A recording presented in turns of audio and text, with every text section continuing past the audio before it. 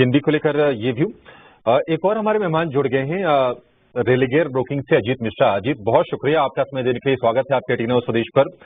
बाजार में आज देखिए थोड़ी सी कल की तरह ही हम जो क्लोजिंग देखिए ना उसके हिसाब से शांत ही चाल है। निफ्टी बैंक में रिकवरी हालांकि लोअर लेवल से जरूर है, करीब 200 अंकों के आसपास की, लेकिन निफ्टी सपाट है 25,930 के आसपास। स्टॉक्स आपने कौन से आइडेंटिफाई किए हैं, कहां पर आपकी नजर गई है? गुड मॉर्निंग अभिषेक। बिल्कुल देखिए, थोड़ा सा कंसोलिडेट करना और खासतौर से जब एक बड़े माइलस्टोन के पास आप आते हैं, 26,000 का कल लेवल हमने टेस्ट किया, तो मेरे हिसाब से थोड़ा हेल्दी कंसोलिडेशन होना सही है।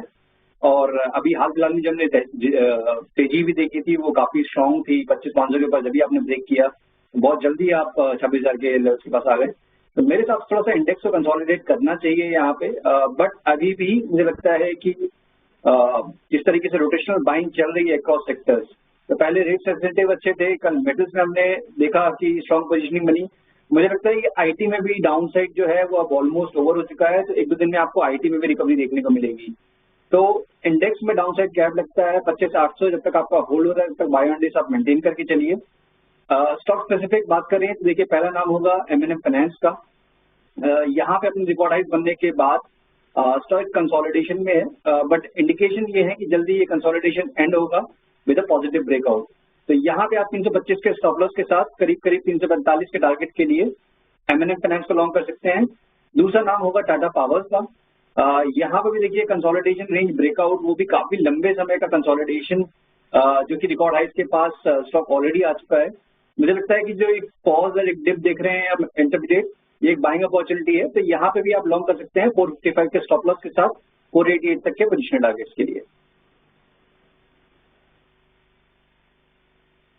ठीक है, तो टाटा पावर को भी खरीदने की सलाह है। हालांकि शेयर आपको थोड़ा सा कमजोर जरूर दिखेगा, लेकिन यहाँ पर मूव लगातार हो रहे हैं और धीरे धीरे करके ये शेयर चला है, महीने भर में हुई।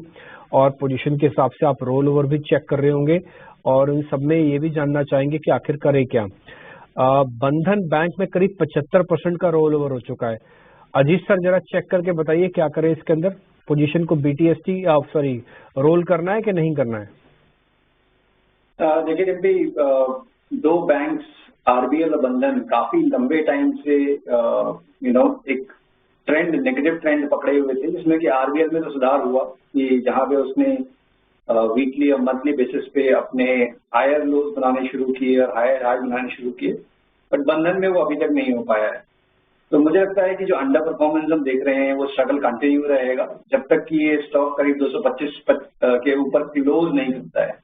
तो मेरे हिसाब से अगर आप स्ट्रगल कर रहे हैं इसके साथ, कोई भी आपने पोजीशन बना रखी है, तो बेटर है कि एक बार तो मन पक्का करें और एग्जिट कर लें और उन स्टॉक्स के पास देखें जो कि अपना इंडेक्स के साथ ट्रेड कर रहे हैं, जो कि रिकॉर्ड हाइट्स पे हैं।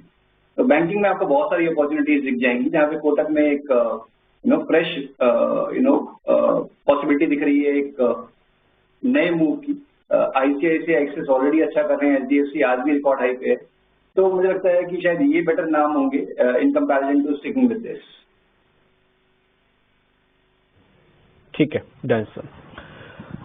तो इस बीच आपको मैं बता देता हूँ, एचडीएफसी बैंक का आज भी लीडरशिप दिख रहा है। वो लीडरशिप आपको डाटा में भी दिखेगा और आपको देखिए काफी लंबे टाइम के अंडर परफॉर्मेंस के बाद बेसिकली यहाँ पे आपको ट्रैक्शन देखने को मिल रहा है। बट अगर आप देखेंगे तो एक चैनल बेसिकली ये ट्रेड कर रहा है ऑन द वीकली चार्ट, जिसका अपर बैंड करीब 1800 के पास आ जाएगा, 1810 के पास आ जाएगा।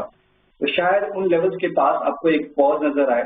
बट ओवरऑल अगर मैं देखूं स्ट्रक्चरली, तो मुझे लगता है कि अब वो टाइम आ गया है जो कि अंडर परफॉर्मेंस काफी लंबे टाइम से चल रही थी, वो सबसाइड हो जाएगी मीडियम टू लॉन्ग टर्म के पॉइंट ऑफ व्यू से। तो यस, शॉर्ट टर्म में आपको शायद थोड़ा सा पॉज देखने को मिल जाए 1810 के पास। तो एज ए ट्रेडर वहां पे आपको एक बार बुक करना चाहिए और एज ए इन्वेस्टर तो डेफिनेटली आपको बने रहना चाहिए। तो 10 आप देखिए यहाँ पे अगर हम देखें तो जुलाई 2024 में ये लेवल जो है फिलहाल आते हुए दिखे थे और अजीत का मानना है कि उन स्तरों के आसपास जो है रेजिस्टेंस है, वहां पे ट्रेडिंग के लिहाज से आपको अपना प्रॉफिट बुक कर लेना चाहिए। पर अगर आप इन्वेस्टर है तो जी हाँ, दिग्गज एचडीएफसी बैंक में जरूर बने रहने की सलाह आपको मिल रही है। पर एक बार फिर से M&M का जो शेयर है वो तेज दौड़ लगा रहा है। ऑटोज में भरपूर एक्शन है। आप M&M की बात कर लीजिए, आज एक्चुअली कई दिनों बाद जो है आयशा मोटर्स ऊपर आया है, लगभग 0.25% की तेजी है।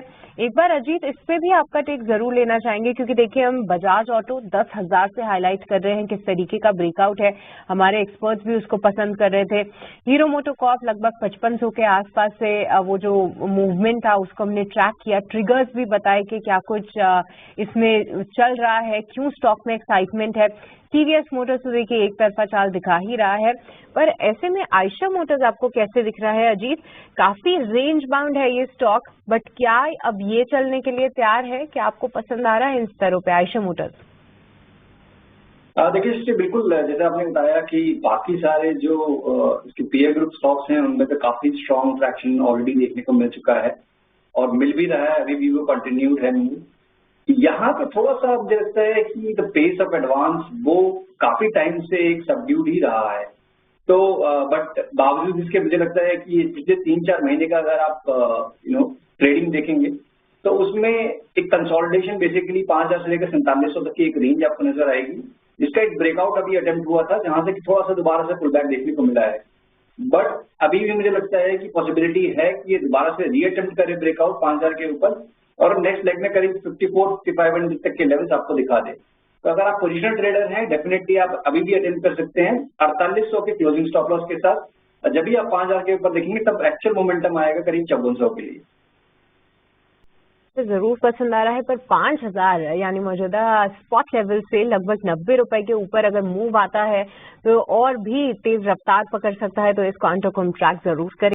बिल्कुल देखिए जिससे इनफैक्ट अगर आप देखेंगे तो जितने भी बड़े नाम जो कि पार्टिसिपेट नहीं कर रहे थे एफएमसीजी की रैली में, चाहे वो HUL हो चाहे वो डाबर हो, तो उन सभी में एक यही कि रिकॉर्ड हाइज बने काफी लंबे टाइम बाद और एक हायर लेवल्स थोड़ा बहुत प्रॉफिट टेकिंग जरूर देखने को मिल रहा है। बट मुझे लगता है कि शायद डाउन साइड उतना ज्यादा गेन आपको देखने को न मिले, बिकॉज काफी मेजर कंसोलिडेशन के ब्रेक के बाद इस तरीके की मूव देखने को मिल रहा है। तो मेरे हिसाब से 610 से लेकर 15 का जो जोन है वहां पे आपको दोबारा से एक अच्छी बाइंग अपॉर्चुनिटी देखने को मिल सकती है इसमें, और 590 वो आपका एक स्टॉप लॉस एरिया होगा उस पोजीशन के लिए। एग्जिस्टिंग पोजीशन के लिए डेफिनेटली मेरा थोड़ा सा ये होगा कि पोजीशन को हल्का कर लें, बिकॉज इंडिकेशन ये जरूर है कि पहले एक बार 615 तक के लेवल शायद 15-20 रुपये और नीचे टूटे, उसके बाद स्टेबिलिटी है स्टॉक में। ठीक है, डाबर को लेकर ये व्यू 15-20 रुपए नीचे आपके लिए कंफर्ट बेहतर बन जाएगा इसमें खरीदारी करने को लेकर। बाजार आज की तेजी को और ऊपर जाएगा शेयर ये? देखिए अभिषेक काफी स्ट्रॉन्ग मोमेंटम देखने को मिला है स्टॉक में और काफी मेजर जिसे कहते हैं कि प्रोलॉन्ग कंसोलिडेशन, करीब 5 साल का कंसोलिडेशन एंड हुआ था लास्ट क्वार्टर में, उसके बाद बेसिकली ये तेजी देखने को मिली है। अब आप अपने रिकॉर्ड हाइज के पास काफी पहुंच चुके हैं, तो बेसिकली लास्ट टाइम जो पॉज हुआ था 1700 के पास वो उसी का एक इंडिकेशन था।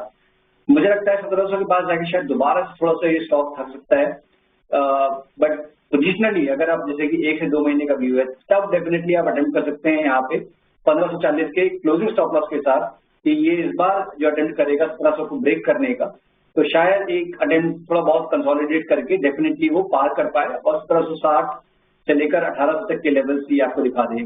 तो अगर आप होल्ड कर सकते हैं तभी इसको अटेम्प्ट करिए, शॉर्ट टर्म का अगर व्यू है तो अवॉइड करिए। ठीक है, शॉर्ट टर्म का व्यू है तो अवॉइड करना है, अगर होल्ड कर सकते हैं तो 1540 थोड़ा सा नीचे का स्टॉप लॉस जरूर है, लेकिन अगर आपके पास समय है तो ही आपके लिए ये रणनीति है। वादा की अगर हम शेयरों की बात करें, आप देखिए आज पीएनबी 2.5% नीचे है, ओरेकल फाइनेंशियल में भी 2.5% की कमजोरी है। फर्स्ट सोर्स कल अच्छे से चल रहा था क्योंकि इन्होंने एक कंपनी को अक्वायर किया था विदेश में और उससे चलते इसमें तेजी बनी थी। यूके की कंपनी थी, स्कॉटलैंड बेस्ड थी। LIC हाउसिंग करीब। अजीत आपकी तरफ से कोई डिस्क्लोजर? शुक्रिया अभिषेक। तो देखिए जो भी स्टॉक्स हमने डिस्कस किए हैं पर्सनली कोई भी स्टॉक में होल्ड नहीं करता हूँ, बट ये हमारे क्लाइंट्स के पास डेफिनेटली पोजीशंस हो सकती हैं।